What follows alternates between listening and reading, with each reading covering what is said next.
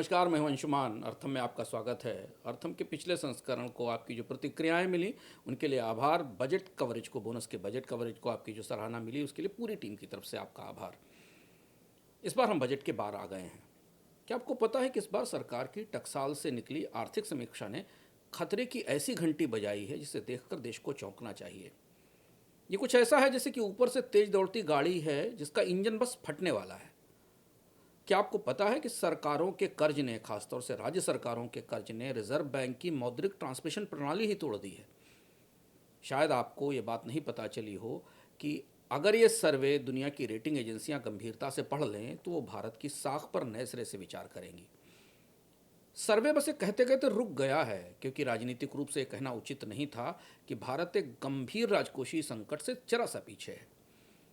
यकीन मानिए, अगर आप आंकड़े देखेंगे तो आप भी हैरानी में पड़ जाएंगे कि आपको ये सब पता क्यों नहीं चला।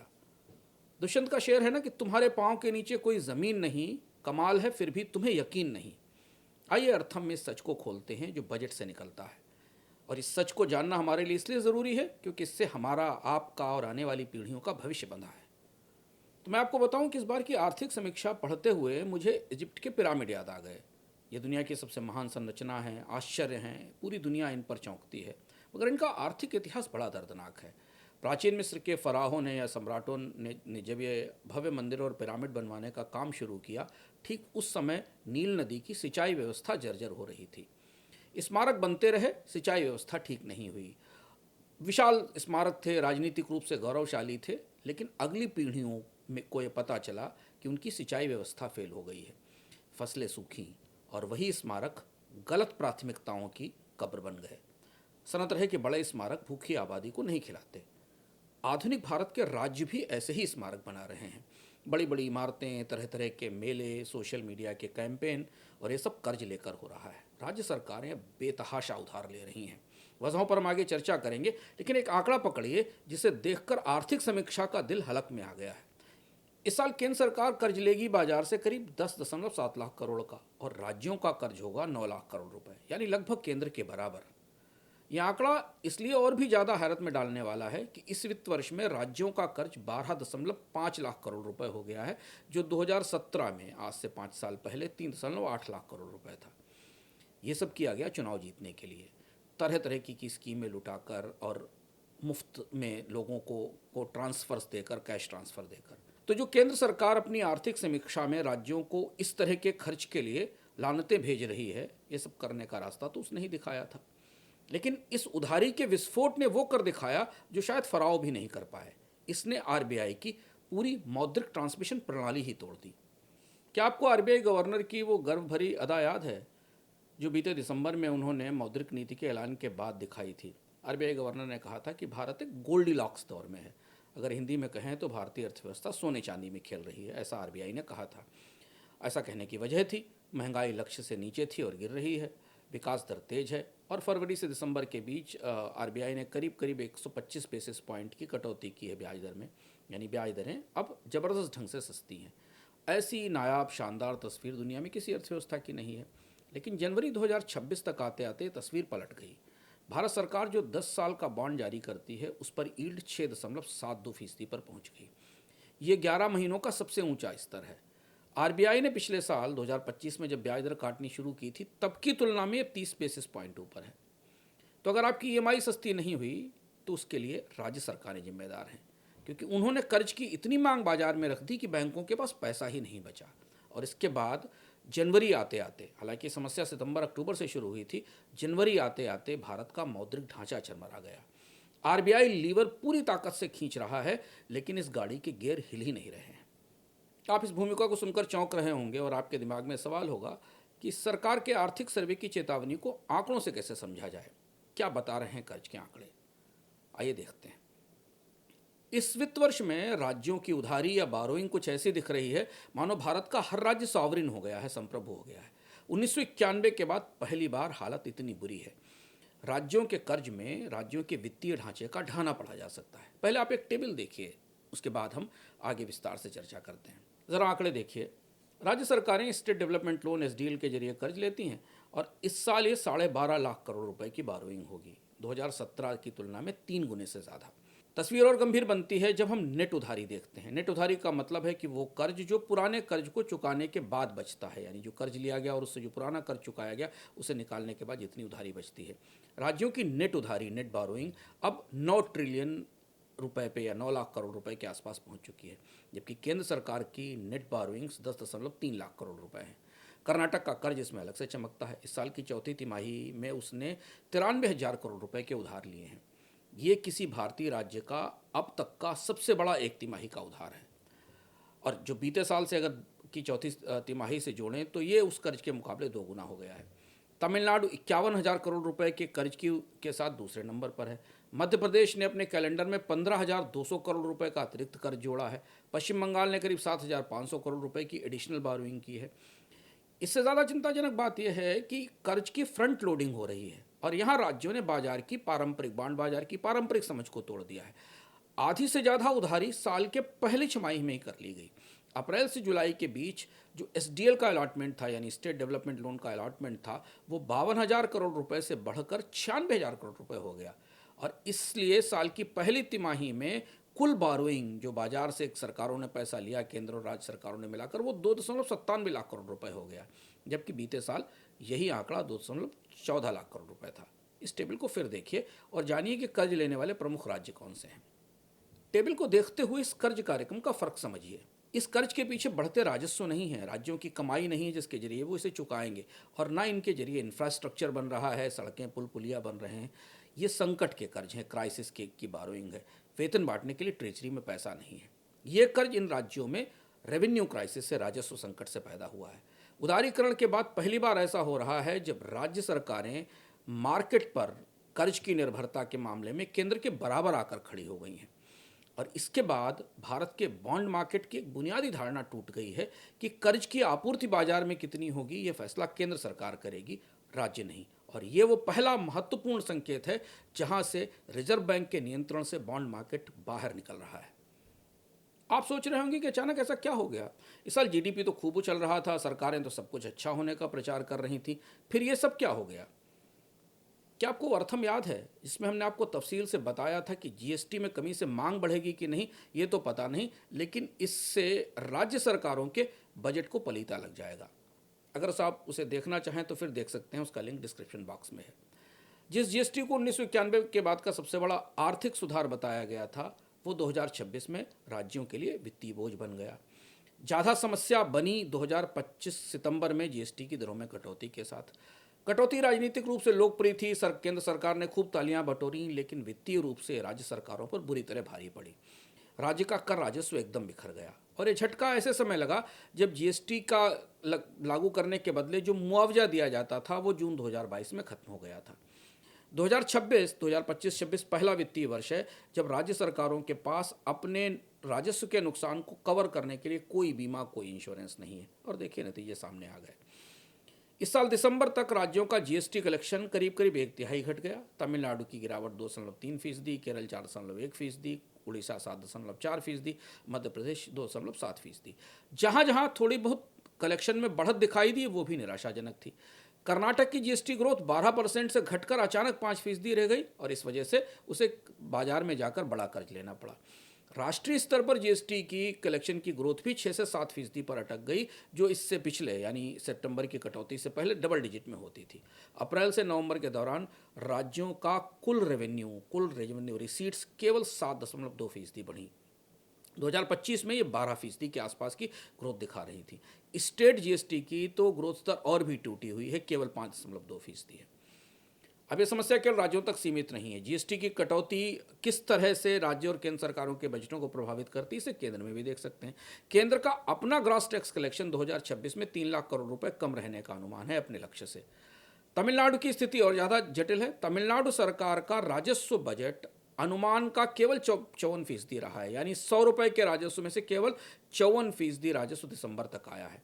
और इसलिए जितने भी कैपेक्स आवंटन है, पूंजी खर्च के जितने भी आवंटन किए गए थे, उनका केवल 34% हिस्सा जारी किया जा सका है। जीएसटी मुआवजा खत्म होने और सितंबर की दर कटौती के बाद राज्यों की राजस्व क्षमता स्थायी रूप से टूट गई है। चूंकि राज्यों का अधिकांश बजट वेतन, पेंशन और ब्याज जैसे मदों में जाता है कि जो एक किस्म का कमिटेड खर्च होता है जिसमें कमी नहीं की जा सकती, इसलिए उनके पास पैसे ही नहीं बचे कि वो इंफ्रास्ट्रक्चर बना सके। केंद्र सरकार मान रही थी कि जीएसटी घटा है तो लोग खरीद के लिए दौड़ पड़ेंगे, बाजार में बिक्री के साथ टैक्स का संग्रह बढ़ेगा। बीते 6 महीने में राज्यों के और केंद्र के खजाने ने इस धारणा को बेरहमी से तोड़ दिया है। आपके दिमाग में सवाल होगा कि क्या राज्य सरकारें अपने बजट संभाल नहीं पा रही हैं, तभी कर्ज बढ़ रहा है। मिल्टन फ्रीडमैन कहते थे कि सरकारें जैसे काम करती हैं वैसे काम अगर आम लोग करने लगें तो आप पुलिस बुला लेंगे। मान लीजिए कि राज्य एक कंपनी है और मुख्यमंत्री उसका सीईओ है। कंपनी की कमाई टूट रही है और वो ग्लोबल मेहमानों को बुलाकर दावतें कर रहा है, तोहफे बांट रहा है, तो कंपनी का क्या होगा? शुक्र है कि राज्य सरकारें कंपनियां नहीं हैं और स्टॉक मार्केट में लिस्टेड नहीं है। वैसे तो स्कीमबाजी में केंद्र सरकार भी कुछ कम नहीं है, मगर आर्थिक सर्वेक्षण ने, जो ताज़ा आर्थिक सर्वेक्षण आया है, उसने राज्यों के बारे में एक दो टूक चेतावनी दी है। हालांकि किस्म का पाखंड है, क्योंकि चुनाव के वक्त जब ऐसे ऐलान होते हैं तो कोई वित्त मंत्रालय, कोई आर्थिक सलाहकार और कोई केंद्र सरकार नहीं बोलती। मगर फिर भी ताज़ा आंकड़े बेहद सनसनीखेज हैं, जिन्होंने राज्य सरकारों के बजटों की बुरी गत बनाई है। 2023 से 2026 तक बिना किसी शर्त वाली नगद ट्रांसफर स्कीमें चलाने वाले राज्यों की संख्या 2 से बढ़कर 12 हो गई। यानी अधिकांश राज्यों ने चुनावों से पहले लोगों को नगद पैसे देने की स्कीमों की शुरुआत की। 2026 में इन योजनाओं पे 1.68 लाख करोड़ रुपए खर्च हुए, जो जीडीपी का 50 बेसिस पॉइंट है, जीडीपी का 0.5% है।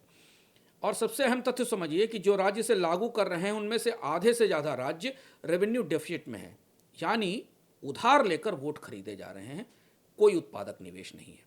इकोनॉमिक सर्वे ने 7 राज्यों में असम, झारखंड, कर्नाटक, मध्य प्रदेश, महाराष्ट्र, तमिलनाडु और पश्चिम बंगाल के बजटों का विश्लेषण किया और यहाँ यह पाया कि इनमें जो नगद ट्रांसफर हैं, यानी लोगों के हाथ में जो नगद पैसा दिया जा रहा है स्वाभाविक रूप से चुनावों से पहले वोट खरीदने के लिए, वो राज्यों के जीडीपी यानी जिसको जीएसडीपी हम कहते हैं, उसका 0.19% से 1.25% तक है।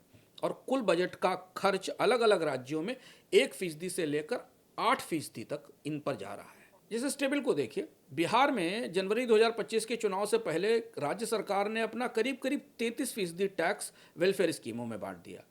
कर्नाटक में नगद ट्रांसफर ने एक झटके में 1200 करोड़ का राजस्व सरप्लस मिटा दिया और राज्य 2500 करोड़ के घाटे में चला गया। तमिलनाडु में सब्सिडी का बिल कुल रेवेन्यू रिसीट का आधा है, नतीजा कि कोई कैपेक्स नहीं है। राज्यों की वित्तीय सेहत का हाल बेहद बुरा है। 2019 में राज्यों का संयुक्त राजस्व घाटा जीडीपी का 0.1% था, 2025 में 0.7% हो गया। 2024 से 2025 के बीच केवल एक साल में 40 बेसिस पॉइंट की बढ़त उस खतरे को बता रही है। और आप इस घाटे की बढ़त को या राजस्व के खर्च को भारत में चुनाव के कैलेंडरों के साथ रखिए और आपको सब समझ में आ जाएगा कि दरअसल हो क्या रहा है।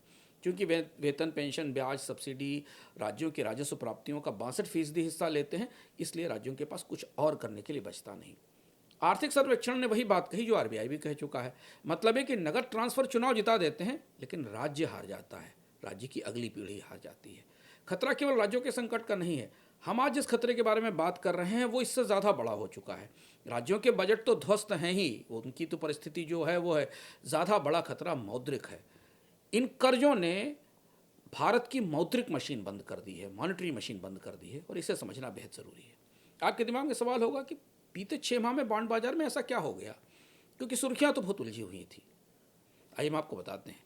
2025 वो ऐतिहासिक साल था जब 2019 यानी कोविड के बाद रिजर्व बैंक ने ब्याज दरों में सबसे तेज कटौती की। फरवरी 2025 में रेपो रेट थी 6.5%। दिसंबर 2025 तक इसे घटाकर 125 बेसिस पॉइंट कम करके 5.25% पर ला दिया गया। मौद्रिक सिद्धांत कहता है कि इतनी बड़ी कटौती के बाद, एक साल में 125 बेसिस पॉइंट की कटौती के बाद, पूरा यील्ड कर्व नीचे आना चाहिए था। यानी सरकार के 10 साल के बॉन्ड पर ब्याज दर कम होनी चाहिए थी। यही बॉन्ड बाजार में कर्ज का संकेतक होता है। इसी के जरिए बाजार में बाकी अन्य कर्ज की दर तय होती है। लेकिन हुआ ठीक उल्टा। भारत के 10 वर्ष के बेंचमार्क की यील्ड मई में 6.2% थी, जनवरी में बढ़कर 6.72% हो गई, यानी करीब 52 बेसिस पॉइंट की उल्टी चाल। रिजर्व बैंक की ब्याज दर कटौती ऐसी मजाक बन गई पिछले 2 महीनों में जैसा कभी नहीं हुआ। दुनिया के किसी भी देश में ऐसा होता नहीं देखा गया।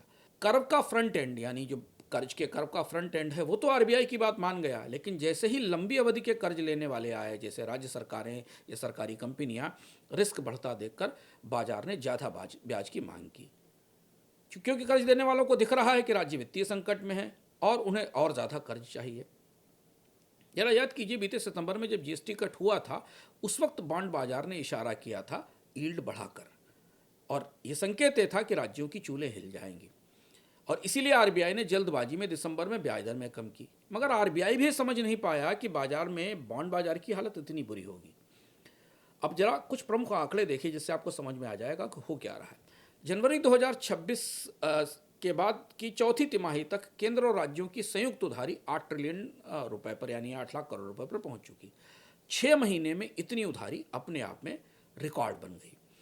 अब सुनिए, आरबीआई ने रिकॉर्ड ओपन मार्केट ऑपरेशंस किए, जिसमें बैंक रिजर्व बैंक के पास अपनी सिक्योरिटी जमा करके पैसा लेते हैं। जनवरी 2026 तक नेट ओएमओ यानी ओपन मार्केट ऑपरेशन से करीब 5.16 लाख करोड़ रुपए बाजार में छोड़े गए। इसमें दिसंबर जनवरी का हिस्सा तो एडवांस में दे दिया गया, यानी इस साल केंद्र सरकार की नेट बारोइंग का 50% हिस्सा तो केवल ओएमओ में चला गया, और केंद्र सरकार के बॉन्ड में रिजर्व बैंक की हिस्सेदारी 11% से 14% हो गई। ये एक किस्म से घाटे का मॉनेटाइजेशन है। ठीक है, ये सब हुआ, लेकिन इसका असर बाजार में नहीं दिखा। 2025 के अंत तक आखिरी सप्ताह था दिसंबर का, जब बॉन्ड मार्केट में प्रेशर बढ़ने लगा। सितंबर में राज्य सरकारों ने एसडीएल के जरिए 1.21 लाख करोड़ रुपए के कर्ज उठाए थे। ये किसी भी महीने में वित्त वर्ष का सबसे बड़ा आंकड़ा था। इधर केंद्र सरकार जीएसटी में कटौती कर रही थी, तालियां बजा रही थी, और उधर बॉन्ड बाजार राज्यों को नया कर्ज देने से मना कर रहा था। इसका नतीजा यह हुआ कि जब राज्यों के बॉन्ड रिजेक्ट हुए तो अक्टूबर में बैंकों ने राज्यों के बॉन्ड छूने से मना कर दिया, और ये वो महीना था जब राज्यों की उधारी 52% गिरकर 57,000 करोड़ पर आ गई। राज्य सरकारों को इतनी ऊंची ब्याज दर देनी पड़ रही थी कि दरअसल उनके पैर उखड़ गए। आरबीआई को सीधा दखल देना पड़ा। एक हेडलाइन आई उस दौरान, जो शायद आप लोगों की निगाह में गई हो, कि राज्यों से कहा गया कि वे एक साथ अपने बॉन्ड्स की नीलामी टाल दें ताकि सप्लाई का दबाव घटे। लेकिन फिर भी जिन राज्यों की ट्रेजरी खाली थी, उन्होंने कर्ज लिया और उन्हें किसी तरह महंगा कर्ज मिला। बुनियादी बात समझने वाली यह है कि बैंकिंग सिस्टम में आमतौर पर 1.5 से 2 लाख करोड़ का सरप्लस होना ही चाहिए। 26 जनवरी वो दिन था, गणतंत्र दिवस का दिन था, जिस दिन ये सरप्लस केवल 56,000 करोड़ रुपए रह गया, और अगले कुछ दिनों में घाटे पर आ गया, क्योंकि रुपए को बचाने के लिए रिजर्व बैंक ने बाजार में डॉलर छोड़े और रुपया वापस खींच लिया। इस बीच एडवांस टैक्स का आउटफ्लो आया और बॉन्ड की सप्लाई तो बढ़ी हुई थी, बाजार की सारी तरलता सूख गई। आपको याद है, यही वो वक्त था जब ब्लूमबर्ग ने भारत को बॉन्ड इंडेक्स में शामिल करने से मना कर दिया, और अगर ऐसा होता तो भारतीय बाजार में करीब $25 बिलियन के आसपास का पैसिव इनफ्लो आता। ये उम्मीद भी खत्म हो गई। अब सवाल उठता है आपके दिमाग में कि आखिर ये राज्यों का कर्ज कैसे मौद्रिक मशीन को तोड़ रहा है, और इस कर्ज का हमारी आपकी ईएमआई से क्या रिश्ता है, ब्याज दरें कम क्यों नहीं हुई। बॉन्ड बाजार किस तरह बिखरा है इसे और करीब से देखते हैं, क्योंकि राज्यों का कर्ज अब भारत की मौद्रिक व्यवस्था के लिए, बैंकों के लिए और आरबीआई के मॉनेटरी मैनेजमेंट के लिए जहर बन गया है। आइए देखते हैं कि आपके होम लोन की लागत में कमी को कौन खा गया। कुछ तथ्य पकड़िए। स्टेट डेवलपमेंट लोन एसडीएल जो राज्य जारी करते हैं कर्ज लेने के लिए, और केंद्र सरकार की जीसेक ट्रेजरीज जो 10 साल के का बॉन्ड होता है, इनके बीच आमतौर पर 30 से 40 बेसिस पॉइंट का स्प्रेड रहता है। सितंबर तक ये स्प्रेड 100 बेसिस पॉइंट के ऊपर चला गया, यानी इनके बीच ब्याज दरों का अंतर। राज्य सरकारें जो बॉन्ड जारी करती हैं, उन पर औसत यील्ड अप्रैल में 6.85% थी। ये 10 साल के बॉन्ड होते हैं जिनको एसडीएल कहा जाता है, और यही बढ़कर अगस्त तक लगभग 7.17% हो गई, और नवंबर तक 7% से ऊपर बनी रही। यही वो मौका था जहां से आरबीआई की ब्याज दरों में कटौती को आपके हमारे बैंक अकाउंट तक या हमारे लोन अकाउंट तक पहुंचाने का सफ़र रुक गया। बैंकों ने फरवरी से अक्टूबर के बीच पिछले साल नए कर्ज पर जो वेटेड एवरेज लेंडिंग रेट था, उसे केवल 70 बेसिस पॉइंट घटाया। जो टोटल रेपो रेट कट जो हमने देखा 125 बेसिस पॉइंट का, उसका आधा भी नहीं। यानी आरबीआई ने जितना कर्ज सस्ता करने का को कहा, उससे आधा ही कर्ज सस्ता हुआ। इस वजह से पुराने लोन पर तो दरें और भी कम गिरी, केवल 63 बेसिस पॉइंट की कटौती हुई। नवंबर 2025 में हालात इतने ज़्यादा बिगड़े कि बैंकों का नया लेंडिंग रेट लगभग 8.7% पर पहुंच गया। पब्लिक सेक्टर बैंकों ने एक महीने में 16 बेसिस पॉइंट दरें बढ़ाकर अपनी कर्ज पर दरें 8% कर दी। अब आप सोचिए, एक तरफ रिजर्व बैंक ब्याज दरों में कमी कर रहा था और दूसरी तरफ बैंक कर्ज महंगा कर रहे थे। अब आप समझिए, रिजर्व बैंक यहाँ तिहरी मुश्किल में है। रुपए को गिरने से बचाने के लिए जो कदम उठाए जाते हैं उसमें सबसे महत्वपूर्ण कदम है बाजार में डॉलर की आपूर्ति बढ़ाना, डॉलर की मांग को पूरा करना, और दूसरा है ब्याज दर बढ़ाना। रिजर्व बैंक ने सरकारों का कर्ज सस्ता करने के लिए ब्याज दर कम की तो रुपया टूट गया, और रुपए को बचाने के लिए जब बाजार में डॉलर छोड़े तो बाजार की लिक्विडिटी खत्म हो गई, तरलता सूख गई और बॉन्ड यील्ड ऊपर चढ़ गई। बीते 3 महीने से आप तमाम जो खबरें सुन रहे हैं उनके पीछे की सच्चाई ये है कि बीते 3 महीने से रिजर्व बैंक यही बंदर बिल्ली वाला खेल खेल रहा है। कभी इसकी रोटी उधर और कभी उसकी रोटी उधर, कभी डॉलर छोड़ता है, कभी ओएमओ करके बैंकों को पैसा देता है। ब्याज दरों में कमी नहीं हो रही क्योंकि बाजार में पैसा नहीं है। एनबीएफसी जो बैंकों से कर्ज लेते थे बाजार से लोन ले रहे हैं। 2025 के अंत तक, दिसंबर के अंत तक के आंकड़े हमारे पास हैं। डबल ए रेटेड एनबीएफसी को 5 साल के लोन के लिए डबल ए रेटेड कॉर्पोरेट की तुलना में 75 बेसिस पॉइंट ज़्यादा ब्याज देना पड़ रहा है। ये 2022 के बाद, मार्च 2022 के बाद सबसे बड़ा स्प्रेड है। हकीकत यह है कि अब कर्ज बाजार का बॉस रिजर्व बैंक नहीं है।